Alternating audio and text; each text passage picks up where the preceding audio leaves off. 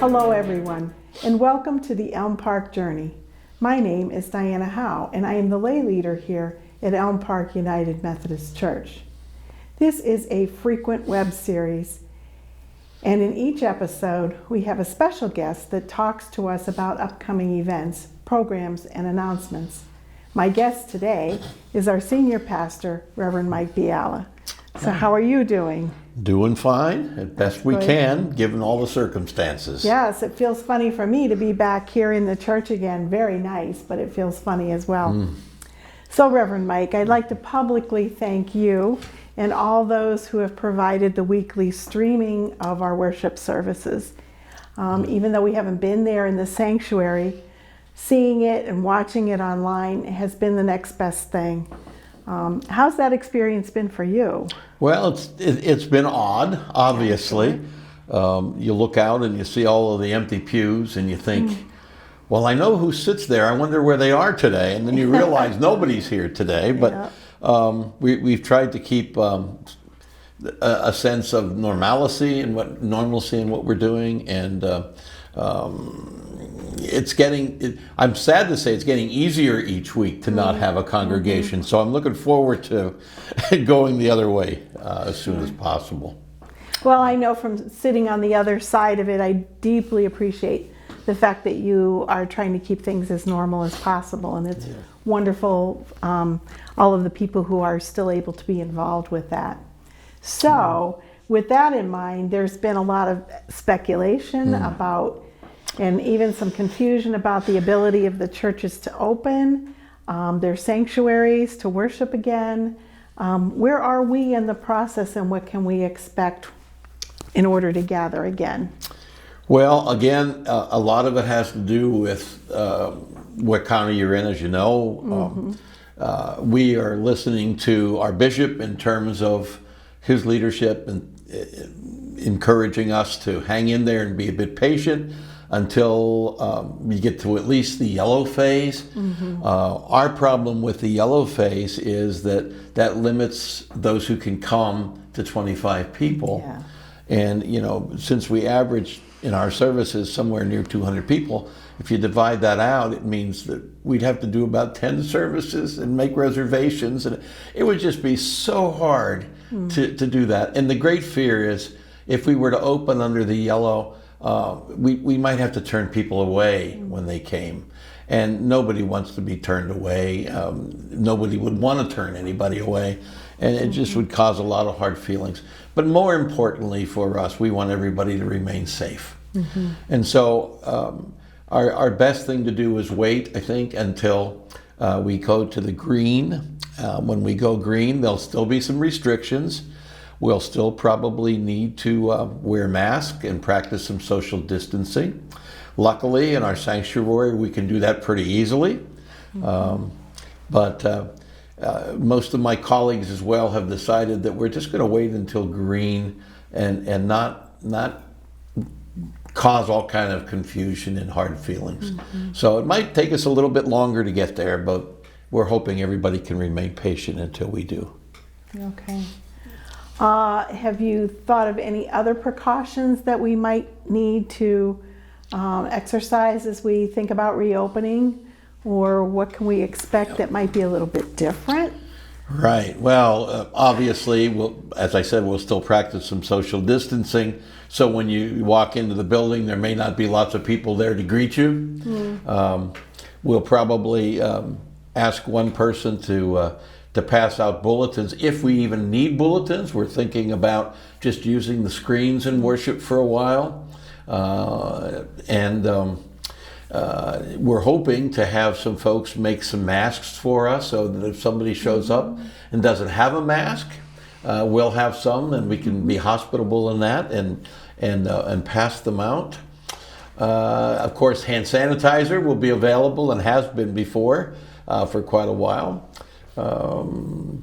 So we'll just have to play it by ear and see. The biggest thing will be that we're all looking forward to being with each other, and to keep that social distancing will probably be tough. Yeah, I know one of the concerns for me is our ability to even have a choir at that point in time. Yeah. So we'll just have to see how that goes, because now they're saying there's so much more spray with singing and all of that. Yeah. So we'll just have to see. Yeah. How has the shelter-at-home mandate affected our work in mission and ministry, our outreach? Yeah, good question. The neat thing is it hasn't really affected it all that much. Yay. We've got some people who have been in contact, making phone calls. We've got our prayer warriors who have responded to the immediate need for prayer in some instances. The food bank continues to operate, and donations to the food bank have been wonderful coming in. Awesome. And they've been able to hold their own. We, of course, have not been able to host all of our support groups right now, but the Covenant group met online for a while, which was a new experience, a little hard to do. It doesn't give you the same experience as being in person. Our Sunday school has been meeting online, which That's is really awesome. cool. Yeah. And the kids seem to be enjoying it, and we're thankful for those who have been making that happen. And of course, our weekly live streaming has been going out. In addition to that, we've been able to continue to pay our shares of ministry through the conference and the general church. So all of that ministry continues to go on as well.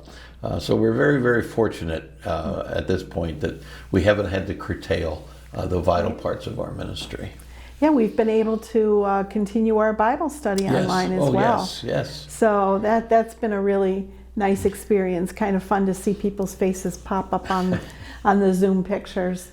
Has this stay-at-home affected us financially at all? Well, probably a little bit. Obviously, some people don't support the church if they're not here and present. Right. But for the most part, our people have been very generous and very regular in their support by mailing it in, or we've seen an increase too, to some degree, in the online giving. And if anybody is confused about that or wants to know how to get involved in the online giving, there's resources on our website, but you can also call Marie in the office and she can help with that as well.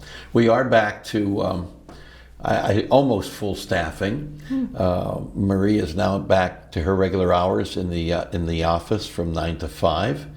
And the custodians have been back, and they're kind of catching up on some things they didn't have time to do before. And at the same time, we're very careful with each other that we want to make sure that we're all healthy and safe. And so we don't, if somebody's not feeling well or something, we make sure that we don't ask them to come in.